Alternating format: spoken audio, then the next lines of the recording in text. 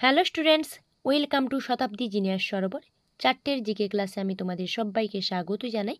যে ক্লাসটিতে আমি তোমাদের সাথে সাধারণ বিজ্ঞানের কিছু প্রশ্ন উত্তর আলোচনা করব, যেগুলো খুবই ইম্পর্ট্যান্ট, যেগুলো তোমাদের আপকামিং কম্পিটিটিভ এক্সামস হতে চলেছে, সমস্ত পরীক্ষার জন্য গুরুত্বপূর্ণ। এখানে কমন কিছু প্রশ্ন রয়েছে, আশা করছি এর মধ্যে থেকে প্রশ্ন পাবে। প্রথম প্রশ্ন, আলঝাইমার রোগ কিসের অভাবে হয়? আলঝাইমার রোগ, উত্তর হবে অ্যাসিটাইল কোলিন। আলঝাইমার রোগ যেটা হচ্ছে মস্তিষ্কের সমস্যা, অ্যাসিটাইল কোলিন এর অভাবে হয়ে থাকে। ঠিক আছে, আলঝাইমার রোগটি। আচ্ছা চলো আমি পরের প্রশ্ন যাব। অ্যাবায়োটিক স্ট্রেসের উদাহরণ দাও। অ্যাবায়োটিক স্ট্রেস বলতে কী বোঝাতে চাইছে? না অজৈবিক চাপ। ঠিক আছে, তার উদাহরণ কি হবে? উত্তর হচ্ছে অজৈবিক চাপ।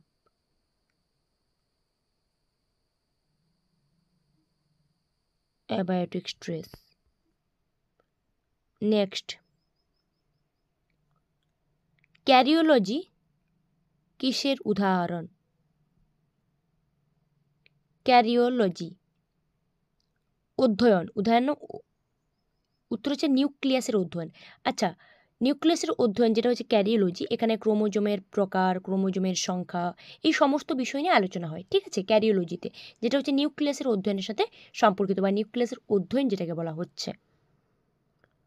নেক্সট, রাগিতে ক্যালসিয়ামের পরিমাণ কত? কী পরিমাণে পুষ্টিকর ক্যালসিয়াম থাকছে রাগিতে, সেটাই জানতে চেয়েছে। আমরা প্রত্যেকটা শস্যে যেখানে ক্যালসিয়াম থাকে বা যেটাতে ক্যালসিয়াম আছে, আমরা এখানে রাগিতে কত আছে? উত্তর 344 মিলিগ্রাম। 344 মিলিগ্রাম, যেটা হচ্ছে তোমার ক্যালসিয়ামের পরিমাণ, রাগিতে থাকা ক্যালসিয়ামের পরিমাণ 344 মিলিগ্রাম। পরের প্রশ্ন,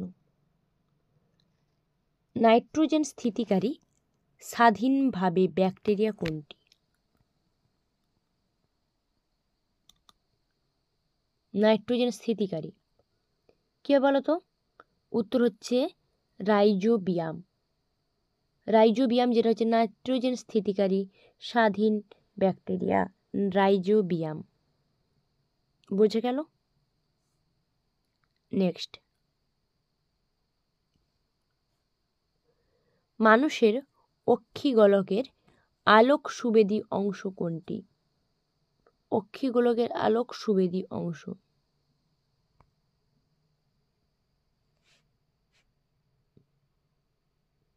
উত্তর কী হবে? উত্তর হবে রেটিনা, যেটা হচ্ছে অক্ষিগোলকের আলোক সুবেদী অংশ হচ্ছে তোমার রেটিনা।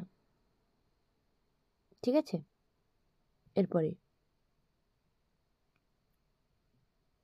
কোন রোগটির জন্য মাটি দূষণ দায়ী? বা হতে পারে প্রশ্ন এটা, মাটি দূষণের কারণে কি রোগ হয়? উত্তর কী হবে দেখে নেব। উত্তর হচ্ছে অ্যাসকেরিয়াসিস। অ্যাসকেরিয়াসিস রোগ হয়, যেটা হচ্ছে তোমার মাটি দূষিত হলে বা মাটি দূষণের পরে অ্যাসকেরিয়াসিস রোগ দেখা দেয়।